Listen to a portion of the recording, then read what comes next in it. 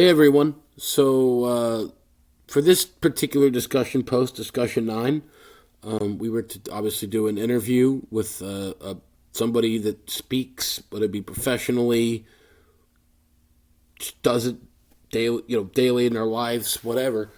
And the person that I chose to interview is my mother. She's a real estate broker, and she spends a lot of her career in life communicating with people, dealing with people, and she actually had a communications major.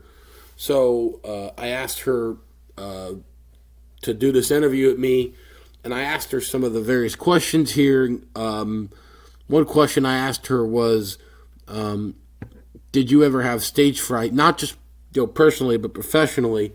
She said yes. She did when she was younger, and that was actually one thing that led her to pursuing a minor in speech communications.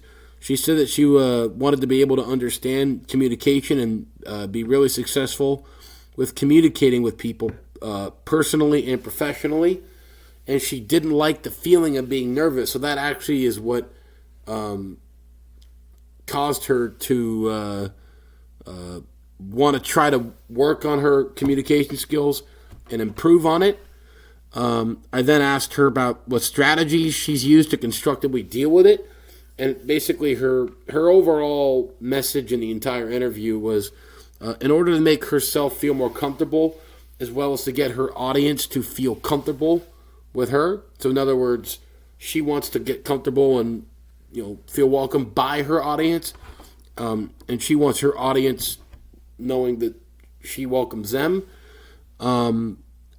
She basically wants to begin with a greeting and a salutation, meaning you don't just walk into a room and get right into the material that you're going to be presenting in your speech, PowerPoint presentation, whatever.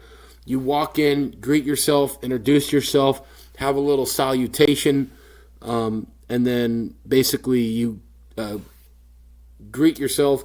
That way everybody feels comfortable, and you almost create a personal aspect to the speech and gets people to take more away from whatever it is that you're teaching.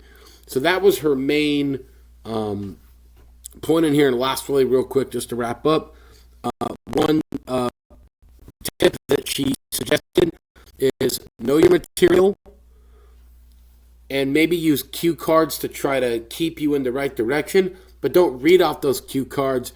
Know your material, commit it to memory, and speak it on your own as if you know it in your brain to your audience as best as you possibly can.